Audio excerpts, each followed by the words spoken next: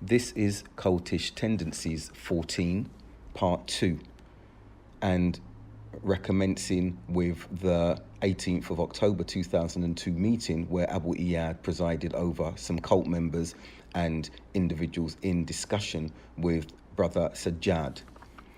And starting at 1 hour and 55 seconds, we can hear that Intizar makes a statement which can be immediately challenged.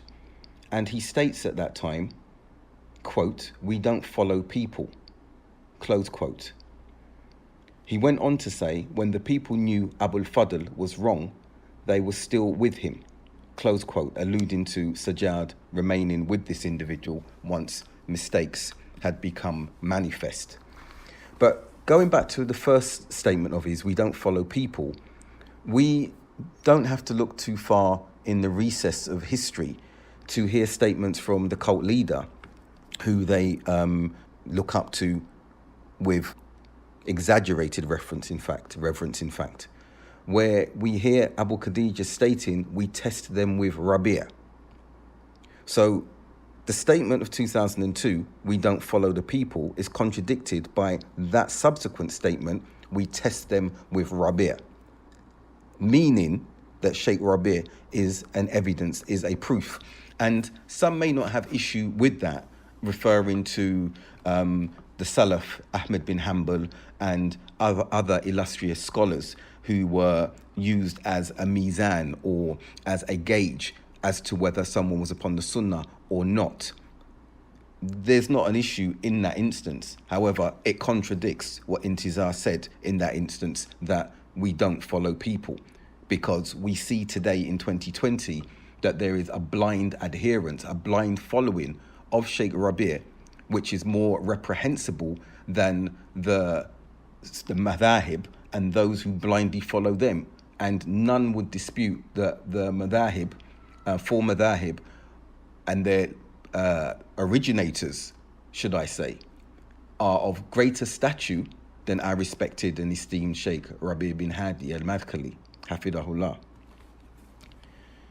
Moving on to 1 hour, 2 minutes and 23 seconds approximately, following a discussion regarding Ihya Tarath and the Dawah Centre that they had set up there and trying to entice cult members and others to participate in activities and attend that centre, Sajjad requested that Abu Iyad Amjad take control of the meeting because it reached a point where he considered it to be a waste of time.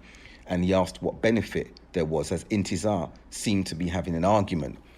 And he wouldn't have been far wrong in that synopsis, because throughout the 2 hour and 15-minute sitting, Intizar was belligerent, interjecting, always seeking clarification whenever Sajjad spoke. You can even hear him sighing on some occasions, and I've actually recorded the actual timings of when that occurred, and muttering particular statements, declarations of faith in impatience regarding Sajjad's explanations and counter responses. Intizar protested that he was not arguing with the other individual, and he asserted that Sajjad didn't understand the principles they were trying to bring. This was a claim that he kept bringing alongside, "Do you understand why we are doing this? Do you understand why we are bringing these issues? We need to clarify," and making grand statements that we have to preserve the deen. The deen is upon clarity. No, but listen, no, I'm breaking down here. Let me continue, please, about this man. I think you should take some control. This is a waste of time. Na'udhu billah. How can it be a waste of time? What benefit are we acquiring? You're having an argument. Are we having an argument? Tahir, we had over an issue that is finished. Wallahi, you know, I don't think you understand these principles, what we try to bring, the understand of this dawah. This dawah is a mubarakah. This issue here that he's brought here, I'm trying to explain to him. Let's move on from this one. Let's just summarise from what the conclusions basically is that. We haven't finished the other points.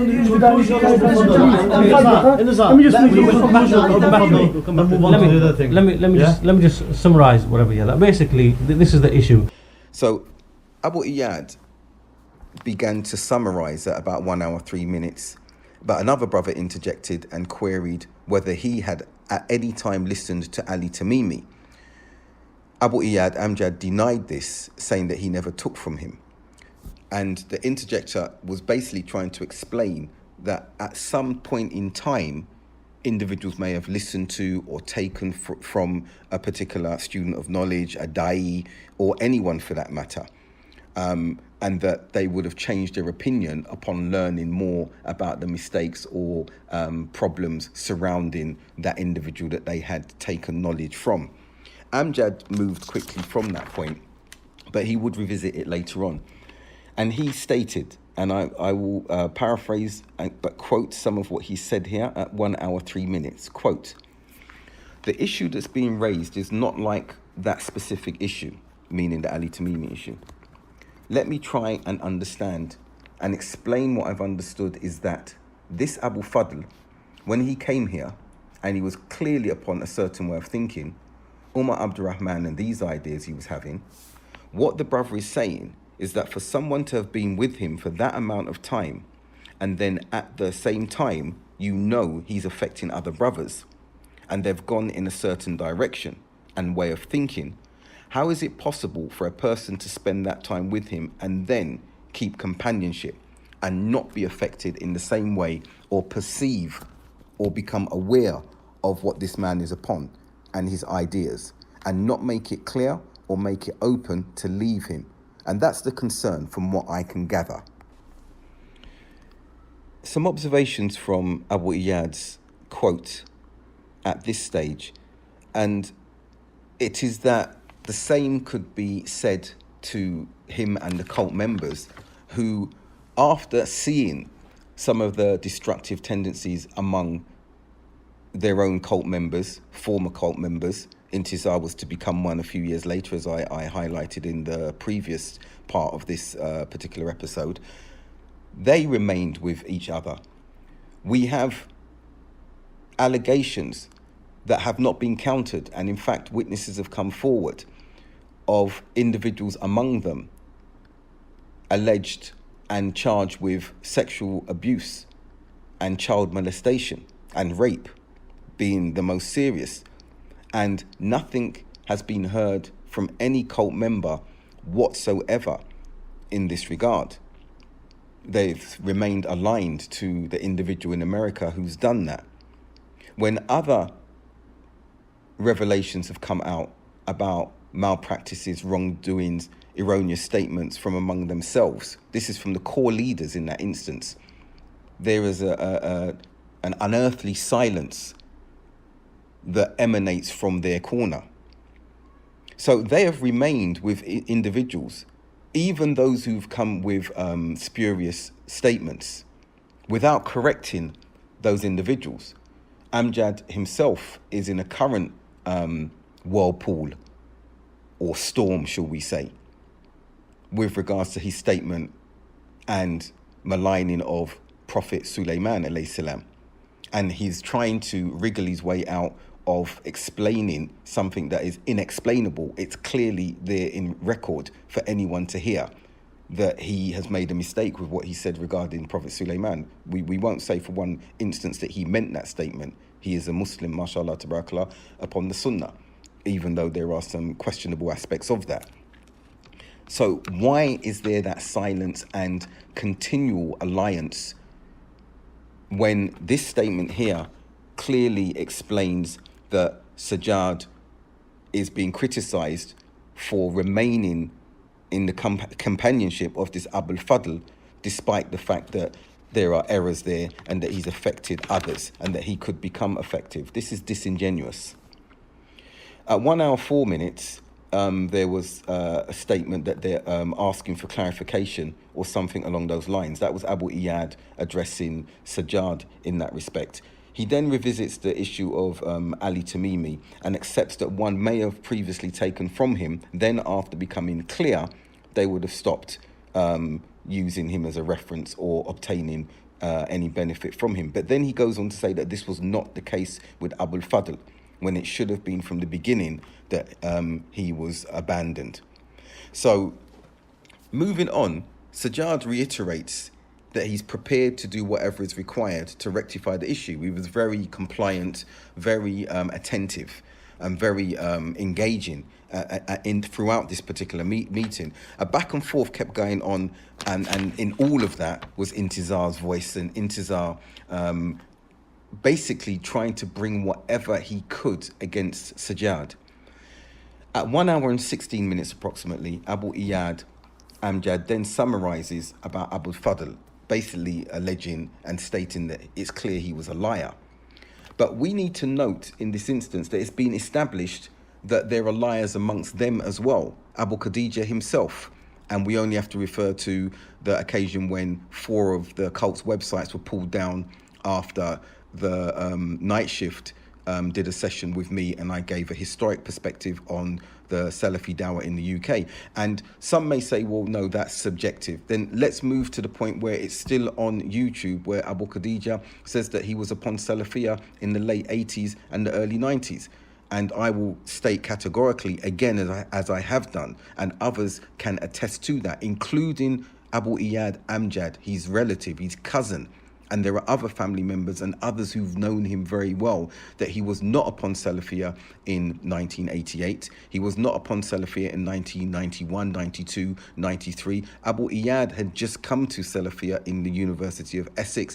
And it was actually Abu Khadija's brother who had sought advice from Jimas members at that time to give dawah to his brother Abu Khadija, who was on the quote unquote jihadi vibe. So this was a clear lie and contradiction of what Abu Khadija has said. So this Abu Fadl, I don't know who he is. I'm unconcerned with who he is. He's referenced here because he was the point of discussion in which they wanted clarity from Sajjad. But if this individual was established to be a liar and that he should be abandoned and warned against, then what be the case with Abu Khadija in light of just the one element that I've mentioned here about this revisionist account that he lied about his Salafiyah? Proceeding on, at 1 hour 19 minutes, Abu Iyad says all that is required for Sajjad and others is to make a clarification about Abu Fadl and that what they did was wrong. And the question that can be countered and proffered to the cult in this instance is that in the same way that they were asking for clarification from Sajjad and anyone who thought like him concerning this Abu Fadl, are they going to give clarification about the multitude of scholars and students of knowledge that they then divorced themselves from? Are they going to give clarification? Because one thing needs to be clear. It's either all of the scholars and students of knowledge that they divorced themselves from and vice versa were upon falsehood and they therefore need to clarify this, or the scholars could see that they were upon an erroneous, false methodology in some respects, and that's why they distanced themselves and did it in a dignified manner, not dragging personalities through the mud. So it's one or the other, and I think that many would be more inclined to look at the body of scholars that had left them. And as we know, the scholars, and particularly the scholars, are rewarded singularly if they make a mistake. That's not the case with this cult or ourselves in that instance. We are not afforded that same benefit. So there should be multiple clarifications from the cult freeing themselves and freeing themselves from scholars and students of knowledge. At 1 hour and 20 minutes, Intizar asks who will make the bayan. And Amjad, Abu Iyad, responds by asking or stating whoever needs to. And I'll come back now to what I mentioned at the beginning, and that was Intizar's continuous interruptions whenever Sajjad spoke. And this was in an effort to browbeat. And for those who know the cult's methodology in firstly getting individuals who feel pressured to attend meetings, and then having that agenda to browbeat them. And there's almost a foregone conclusion that it's going to go in favor of the cult members who have bought that meeting. So Abu Iyad was presiding over this particular meeting, and I must be fair and say that the way he conducted himself was very, very just, very, very amicable, and he was very understanding towards this individual, brother Sajjad. That doesn't mean to say that it will extend to some of the things that he said during this meeting, which I will continue to address. And his behaviour was in stark contrast to Intizar's. So here it is my here, when I judged you now, is that we judge you by your zahir actions, as that's how the Salaf were. We saw you together, and this is why your brother Intizar said that you was with him closely. And any of the Salaf, all the Salaf, the aqwal of the Salaf, they will judge you by that. As Ibn Masud, Abu Hurairah in the hadith that's mentioned, as Sheikh Salih Fawzan mentions, that Mar'u ala deen khalilihi, fanzu ahtakum man yukhadid. A person's upon the religion of his friend, they look to see who he takes as his intimate friend. And this is how we judged you. So this individual here, that you said that, he has left, alhamdulillah, no, but he affected people. They now affected many people in Leeds. Destroyed loads of people. One brother who was with him, what's his name now? Abdullah, a white brother who was a Marine, and he took his Shahada. I can't remember the dates. Moving on to 1 hour and 22 minutes. Intizar then interrogated Sajjad about an individual called Muhammad Yaqub. And then a minute later, he jumped onto Sajjad's book, Riyadh al-Salihin, that he was about to publish. So I've just mentioned something at 1 hour 22 minutes. Let's remember that at 1 hour 20 minutes, 2 minutes before that, Intizar was pushing who will make the bayan, because he wanted a bayan, and this was one of the things with the cult. They loved people to give bayans. They called for bayans in Sheikh Rabi's home on 1 or 2 occasions, and the unfortunate individual would have to give the bayan in front of all of those attending at the busiest time of the week. That's when Sheikh Rabi lived in Makkah on a Friday, on Jummah. This has happened in Riyadh, where individuals have given bayan. And what has happened is that they've actually been humiliated following that, because if they had endeavoured or thought that by making these bayans they would be accepted within the wider circle or even inner circle of the cult, it never took place. It never occurred. That was never the intention. It was a point of humiliation. So the browbeating from 1 hour 20 minutes, then 2 minutes later, Intizar interrogating Sajjad about someone called Muhammad Yaqub, and then the next minute, 1 hour 23 minutes, Intizar jumping onto Sajjad's book and speaking about his book and making allegations around the book. And then he said at just after 1 hour 24 minutes, so we're talking a minute later, after Sajjad tries to clarify, quote from Intizar, quote, "Then we see you in Keighley," close quote. And he continues to jump about like a jack in the box, trying to catch out or trying to pin down Sajjad. And his intermittent explanations are because we need to clarify. There are a number of issues we need to clarify. And the reason he asked about this event that took place, which was a conference now, he jumped onto that, which was a conference that took place in Keighley. And he mentioned the reason he was questioning Sajjad concerning that is because Abdurrahim Green was close to Abu Aliya and he was in attendance at the conference, and so was Sajjad. And the question that came from Intizar at that point was, quote, "Who are you really with?" close quote. Okay. He then brings a statement from Fawzi al-Athari 25 minutes into the hour, 1 hour and 25 minutes and 41 seconds to be precise. We know from Sheikh Fawzi al-Athari who they recommend, close quote. So then we see in a conference, this is recently, how long ago was this conference? And who organised this conference? Explain just now. After the Birmingham conference. How long? 1 month, 2 months ago? 15th on it. Do you understand now, Amjad? I'm not just bringing a scenario from there and saying, did that happen? I want to clarify it today to see who we really with. Because this brother, ya Ikhwan, this brother, get to the point. Let me explain. This brother, Ikhwan, he's been given the down with the people. I know myself, and I don't praise no one above Allah, and I hope this is not to raise anybody higher, but I'm just saying that we know from Sheikh Fawzi al-Athri and from the other ulama who they recommend, the du'at in England, who they mention by name, ya Ikhwan. Now I just want to make clarification, they mention the people by name. Mm-hmm. Now me personally, Sajjad in the dawah, I don't know how close he's been with the brothers, in the dawah. I mean, in the sense of the Ikhwan who organize the main things, I haven't seen him around with any of the brothers. Not that I'm saying that he may not have no connection, but we don't see him around with the dawah, when the dawah's happening here and there. But we see him pop up in a conference organized by this guy called Taj, who spoke ill of Abu Khadija, and he said he took it back 3 or 4 times when he was working in the shop with him in Al-Hidayah. And this individual is the one who, when every time you ask, yes, we're getting to the point. Every time you speak to Taj and ask him about questions, he goes, refer to Sajjad. And this is the individual. Now look how we link the people. We link you by your company, as I told you, that's what the Salaf do.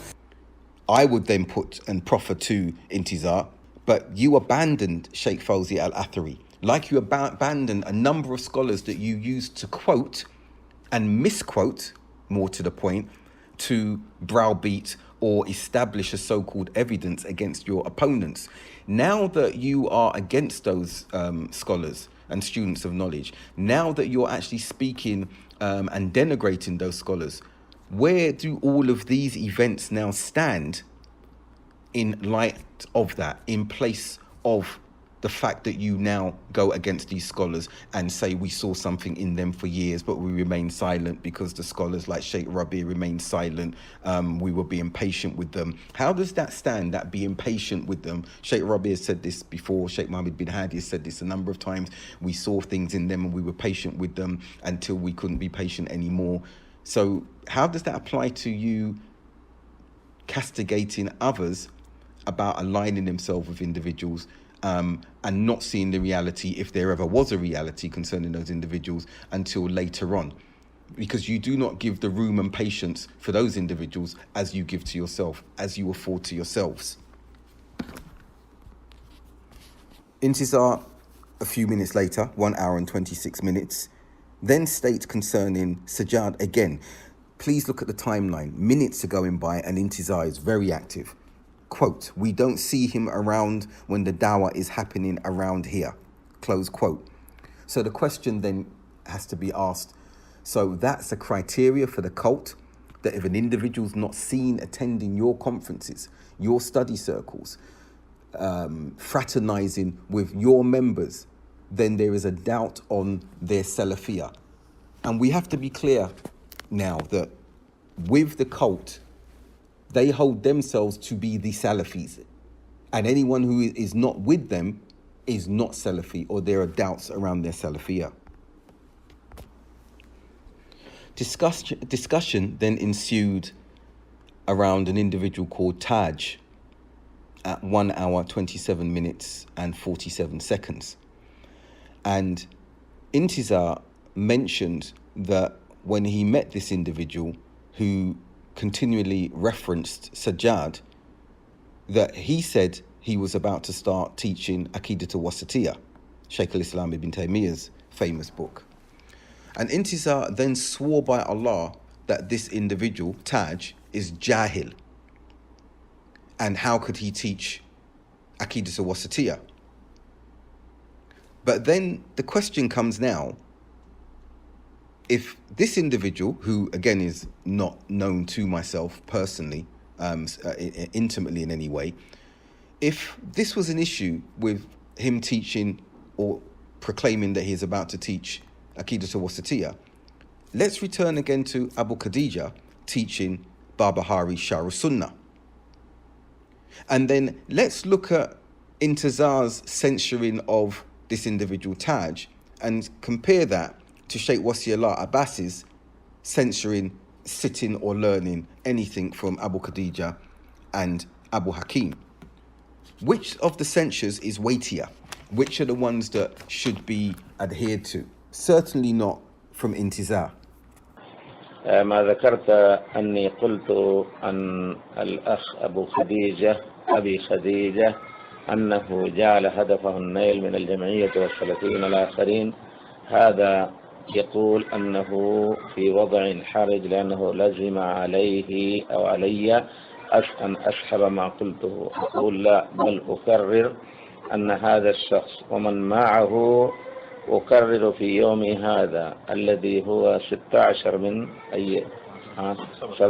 من جماد الآخرة سنة 32 و400 ألف، أن هؤلاء في الحقيقة ليس همهم إلا إسقاط السلفيين ببعض الأخطاء، وكلكم خطاؤون وخير الخطائين التوابون.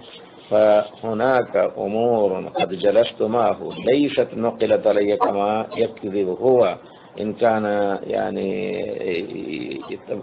يسميني بالظالم والمفتري، فأنا أقول هو يكذب علي أنه نقلت لي أكاذيب.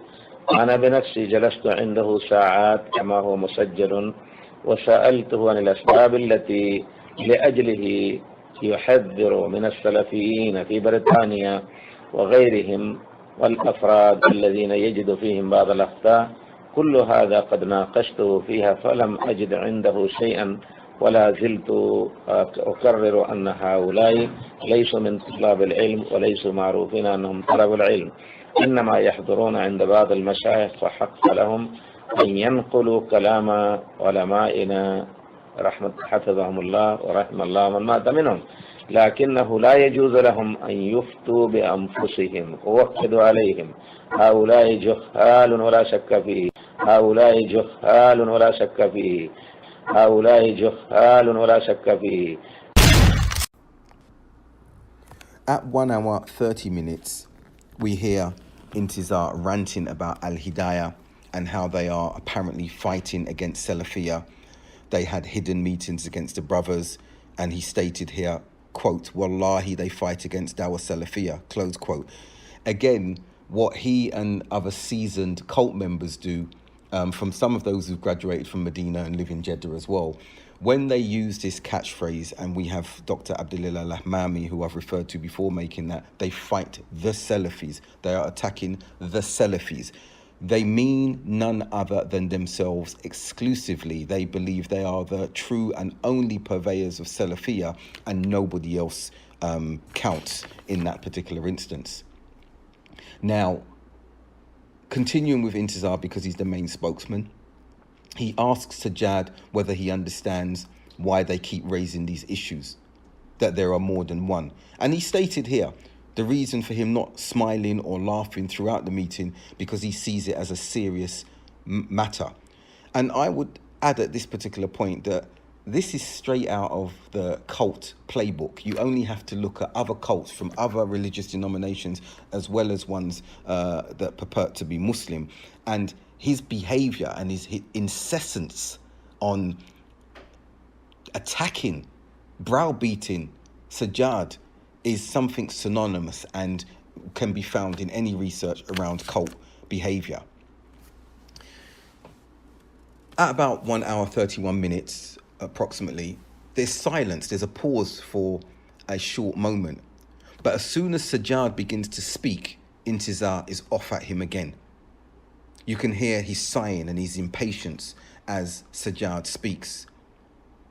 And he accuses Sajjad of going around the houses and not being direct. And this is this is his explanation for his impatience whenever Sajjad speaks. The listener can hear this.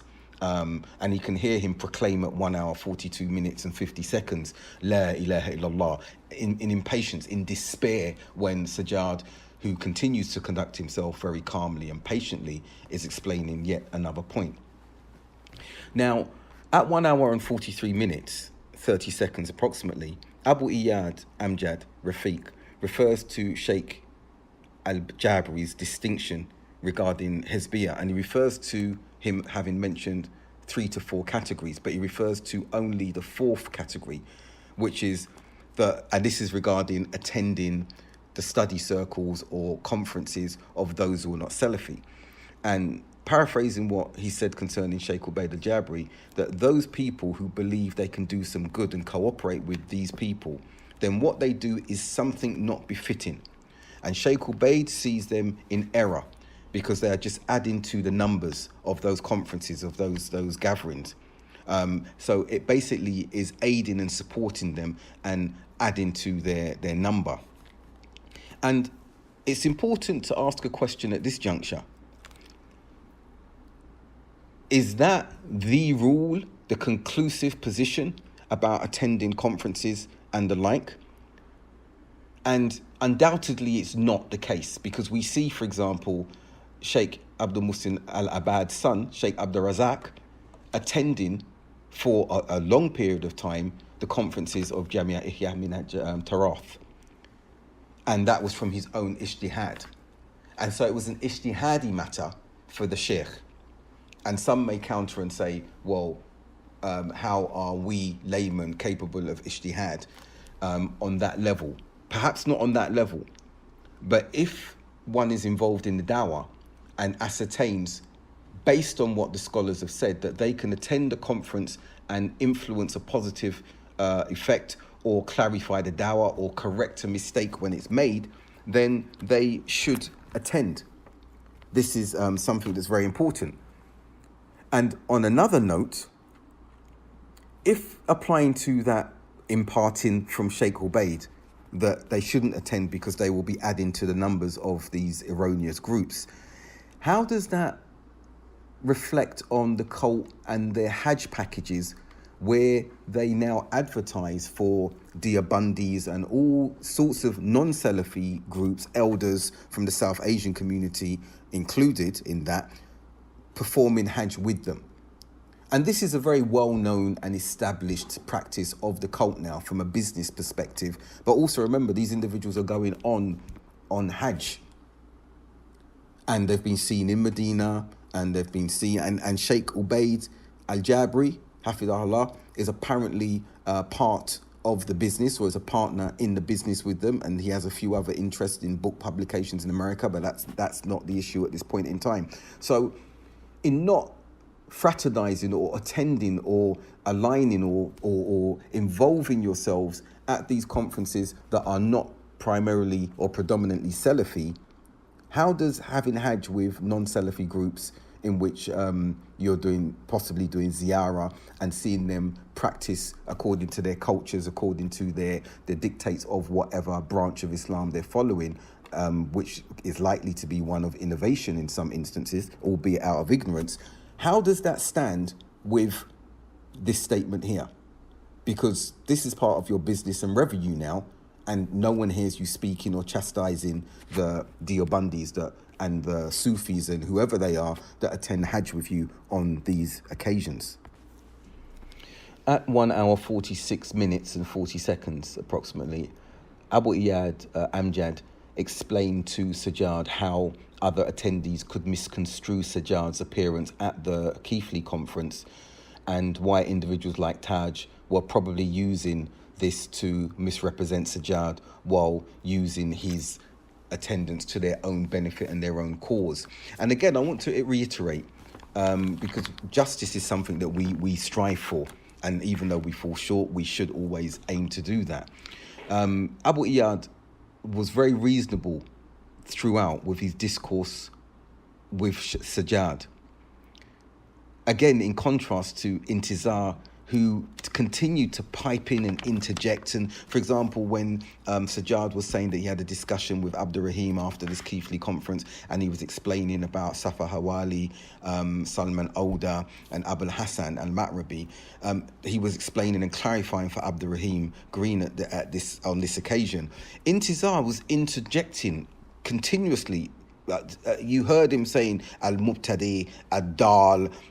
He couldn't contain himself. Even when clarification was being given by others to Sajjad, you'll hear him in the background saying Sahih, Naam, yes. He could not contain himself, which shows a visceral dislike or resentment. And I would say the premise of that was envy because of how Sajjad conducts himself, his standing in the community, his ability and his independence. And this is a thing that we see that proliferates throughout the cult. They have gone after independent, talented, qualified individuals. We've seen that happen in the UK. We've seen that happen in America. The likes of Sheikh Tahir Wyatt, for example, Mufti Munir, for example. We can name a number of other individuals in the UK as well.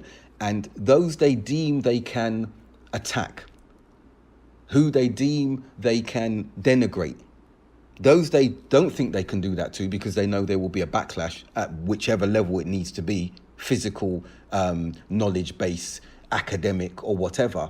You'll only see a few, maybe they're foot soldiers who haven't been around very long, will come up and speak on their behalf, or they may write something on a PDF or put up on their website, but they would not have the same vociferous approach by those out of reach in bringing them down. And when you look at the characteristics of a number of these individuals, Salafi, I'm not speaking non-Salafi, Salafi, you'll see that they're more qualified, more capable, more talented than any single member of the entire cult put together.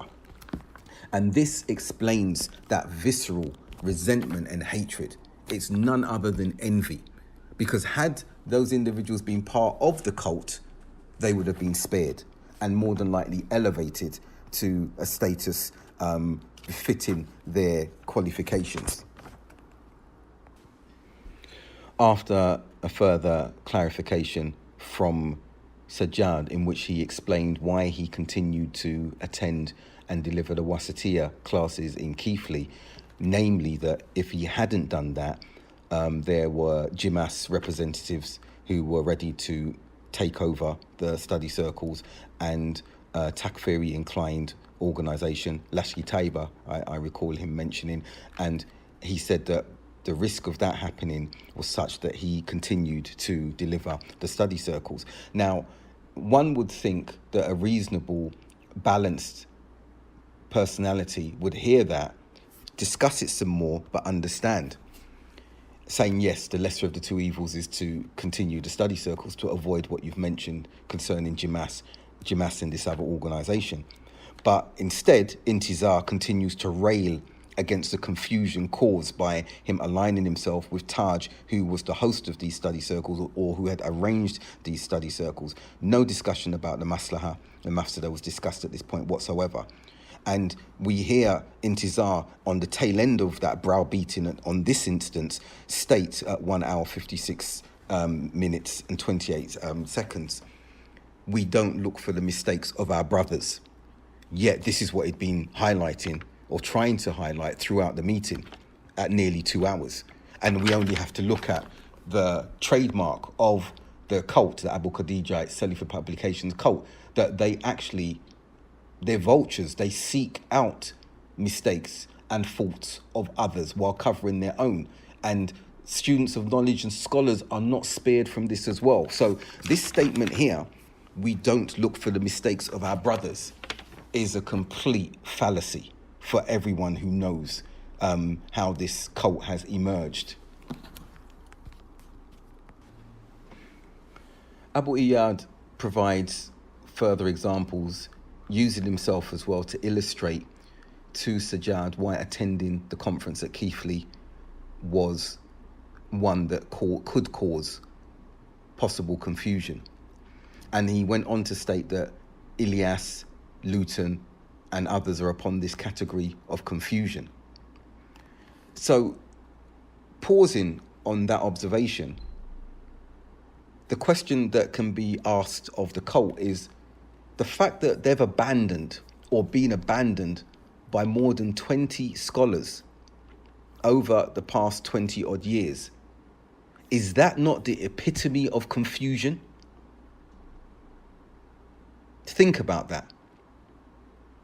Because they are ascribing to themselves to themselves a purity which they don't have, that they fall far short of, to denigrate and find fault with 20 plus students of knowledge and scholars among them, including one that they'd been with and had held up their baton for 20 odd years, Sheikh Mohammed bin Hadi. Drawing to a conclusion, Abu Iyad also cited the Jordanian scholars attending conferences in Toronto, Canada, as an additional evidence regarding the strengthening the Hizbis, in that by them attending these conferences, that's what they were in effect doing. And just prior to that, he'd mentioned how Abul Hassan had gone astray by sitting with individuals like Aid al-Qarni in that respect. He's then questioned at 2 hours 4 minutes regarding a fatwa about those participating in conferences and study circles of this kind. And while he couldn't respond and say he can give a fatwa because he's incapable of doing that, he's not qualified, Intizar piped in saying they're not giving fatwa but principles. And the brother then brought the example in to show why he wanted to get more elucidation on this point.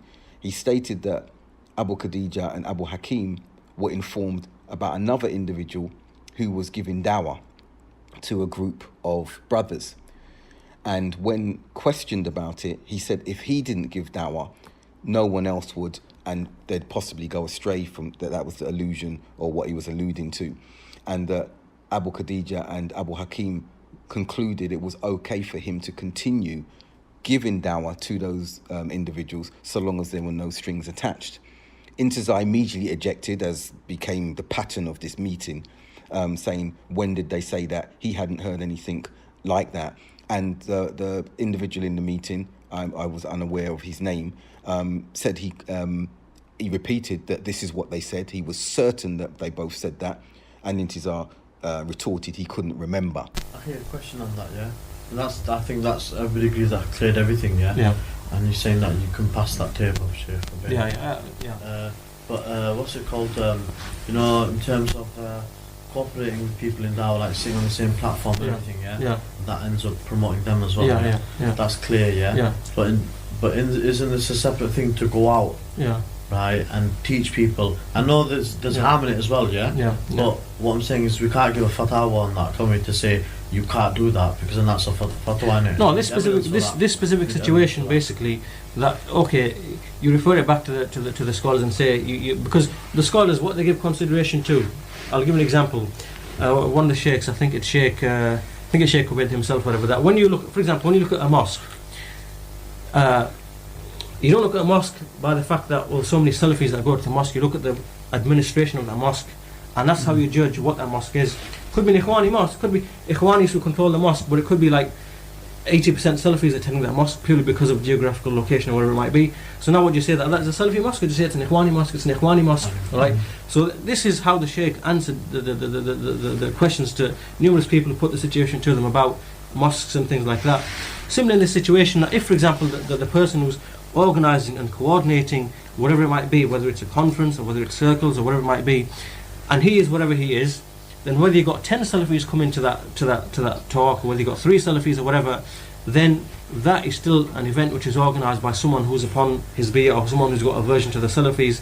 And the fact that that's taking place, even though we might not see it now, but in the long term it might cause problems to the dawah which would probably outweigh whatever benefit is being done to those specific individuals. You know what I mean? And historically speaking, we've seen this happen many times, with people like Abu Ali, with people like Hidayah, with people like, this type of thing is historically it's happened, and people have experienced it, that this thing over time, if it's not dealt with in the right way, it leads to more problems and harms. So I'm saying we can't give a fatwa on that section coming, because we're giving you principles, we're not giving fatwa. No, clarifying that. No, I totally agree with you. As general rules, there's not the ta'awun. There's not the ta'awun. He's giving the issue of ta'awun, making somebody might go away and then say, oh, that guy did a circle there, those people did dawah to him, yeah? He's gone against us, but no, you know what I mean? No, once it's clear. Like last time, what was it, when we had a meeting with, and it was Brother Bilal Davis and Abu Khadija and Ilyas and others. This is a few years ago, maybe other issues were going on. Maybe we've got more new issues regarding brothers now. But then before it was like, one of the issues was, how come you're going to Brother Ilyas, go to like the bookshop and give circles and stuff like that. And he says, well, if I don't give dawah, who's going to give the dawah? I know these people from a long time ago, and stuff like that. So Abu Khadija and Bilal Davis says, they said what? Fine. They said that's fine. Are you sure? Because I can't remember that. Yeah, that's not an issue. That's not an issue. It can be clarified, whatever. But the point is here is that. So that sorry, actually, I said that as long as there's no conditions, and he said there's no conditions on me, no nothing. So the person goes. I can't remember that. It was the last question from you. Because we said, is there anything else? No, that's not an issue. Not an issue. With respect to these people, obviously, when he goes there, he's got to clarify to them where they oppose and differ. A few minutes later, 4 minutes later, 2 hours, 8 minutes, Amjad stated clearly, and this is a key matter to note at this juncture. He stated that it's better not to go and give dawah to others and instead focus on teaching among themselves. And then he gave an example of Sheikh Ubaid when he was speaking about Jamia Ihya Tarath. and it was recorded, he said. And Sheikh Ubaid apparently stated that if he had attended a mosque or an event and there were 100 individuals there and he saw only 8 or a handful of Salafis in attendance, he would go directly to sit with those Salafis, ignoring the other multitude that was there, and teach that small group of Salafis. And Amjad then went on to state, 2 hours, 9 minutes, quote, "We don't need this type of Bilal Phillips, Abdurrahim Green type of dawah. Like you go to Tabligis, Ikhwanis and claim you're going to make dawah to them. Forget that type of nonsense. Because first of all, that type of dawah is for the people of knowledge who are grounded in ilm," close quote. So forget that type of nonsense where Dr. Bilal Phillips, Abdurrahim Green, who is recognized throughout the UK and beyond as a da'i who gives dawah to non-Muslims and returning Muslims, it's nonsense for them to be going to other avenues, other events to give dawah.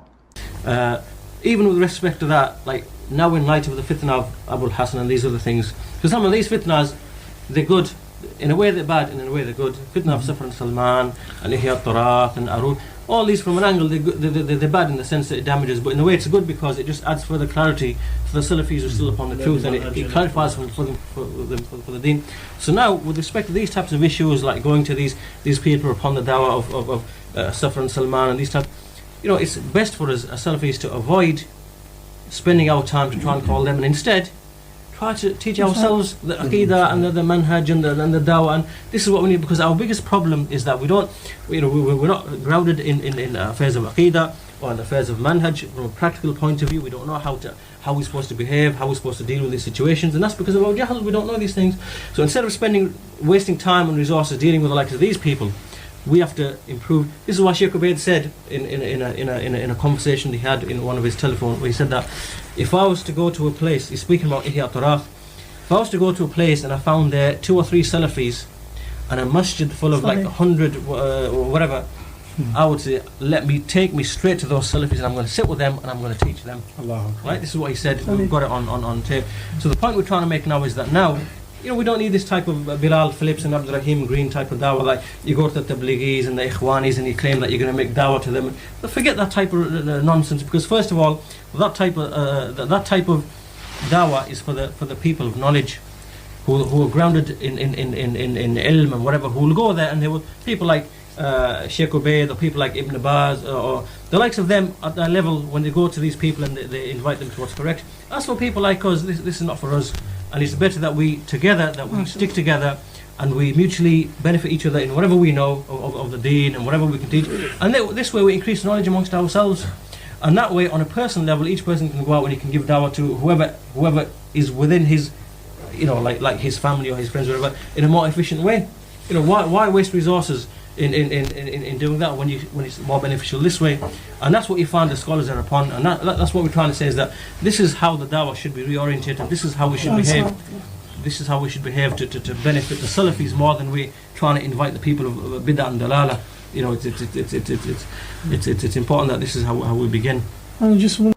Yet we have advice and recommendations from the kibar like Sheikh Ibn Baz, Sheikh Uthaymeen, Sheikh Al-Albani, about calling the non-Muslim society and the non-practicing Muslims, as well as those Muslims who are not on the Sunnah, to Islam, to the Dawah, to Salafiyah. Yet you've got this. This is a template, a blueprint of the cult. Not to give Dawah to anyone else, but to teach amongst yourselves, to preach to each other. And this is what they've been doing for more than 2 decades now. And some may say there's nothing wrong with that. But the default position of such a dawah is to consider everyone else an outsider, to consider everyone else astray and in doubt, and then to ascribe purity and being the fiqhatun najah to yourself. I've not highlighted points in this meeting where there was reference that they were saying there were only 2 clear Salafis in the late 90s in the whole of the UK. continuing with Amjad's speech at this instance. But before doing so, I want to repeat what he said. Quote again at 2 hours 9 minutes. We don't need this type of Bilal Phillips, Abdurrahim Green type of dawah, like you go to the Tabligis, Ikhwanis and claim you're going to make dawah to them. Forget that type of nonsense. Because first of all, that type of dawah is for the people of knowledge who are grounded in ilm. Close quote. So, do we have those scholars travelling to the UK and travelling around to all of these venues and centres giving dawah? And when they do, this cult is among the first, if they do, should I say, this cult is among the first to criticise them. We have a question that says many people advised me to not attend this conference because some of the speakers are innovators. Based on fatwa from their sheikh, how do you respond to this? Alhamdulillah, you attended. كثير من الناس يقول السائل حذروني من حضور هذا المؤتمر بناء على فتوى من شيخهم الذي يقول إن بعض أو لا كل تسمي لا تسمي لا ما أسمي الحمد لله يعني شيخهم الذي يقول إن بعض الحاضرين أو كلهم من المبتدعة فكيف نجيب على هذه الاتهامات؟ Alhamdulillah. When such scholars come, they visit the Salafi Masajid and give dawah to those in attendance there. And they have advised us, and I was personally advised when I used to visit Sheikh Rabi' in Makkah about giving dawah to the non-Muslims, especially in the field of countering radicalization, when he said, what would you say? Because he knew I was speaking to people in authority, governments and the like. What would you say to them when they ask about jihad? And I told him what I would say, and he nodded and said yes, because we cannot shy away from that. When I sat in the home of Sheikh Wasiullah Abbas about my organization strategy to reach, empower and educate teenagers street, and I said to him, I'm alone in doing this at this level amongst advising governments and United Nations, and I don't like being the sole Salafi doing this. And he said it's more important, it's wajib upon you to be doing this, to be calling the people at this level and the general levels to what the correct Islam is. So how does that stand from Sheikh Rabi', from Sheikh Wasiullah? I can go back into the annals and of history and refer to some of the personal advice Sheikh Al-Albani rahimahullah passed to the Jordanians concerning another organization I started in the 90s called Al-Ansar, and the dawah that was being given in Brixton when I became chairman. I can bring all of that, but we needn't do that. I think suffice it to stick with just two contemporary scholars there now, Sheikh Rabi', who they adhere to blindly, Sheikh Wasiullah Abbas, who knows the reality of these individuals and have refuted them. As I said, continuing with Abu Iyad Amjad Rafiq's statement. And all of this will be available to click and listen to the entire duration of this meeting, which will be made public. He continues, but the likes of us, we stick together and we mutually benefit each other in whatever we know of the deen and whatever we can teach. And this way we increase knowledge among ourselves. He then continued, and this way we can go out and give dawah to those among his family or his friends or whatever in a more efficient way. This is how the dawah should be reorientated. So this insular dawah, this cliquey, hizbi, cultish dawah, we see cults like the Mormons that do this. We see the Moonies do this. The Hare Krishnas do this. We see Nation of Islam do this type of dawah, where let's keep it insular. And when you're speaking to your own family members and keeping it really close knit, you can influence them and bring them into the cult.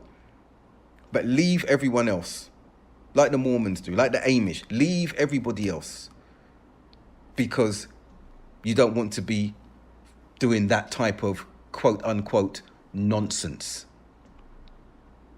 Now, this reorientation that he's referring to is again another part of the cult blueprint, and referring more to his speech, quote, to benefit the Salafis more, then we're trying to invite the people of bid'ah and dalala. It's important that this is how we begin. Again, to benefit the Salafis more than we're trying to invite the people of bid'ah and dalala, it is important. This is how it should begin. So they have no interest for the wider ummah, except when it's the business, Hajj trips, a wider audience to sell their books and their publications to, because then that's not an issue. There's money being generated to feed the cult's objectives.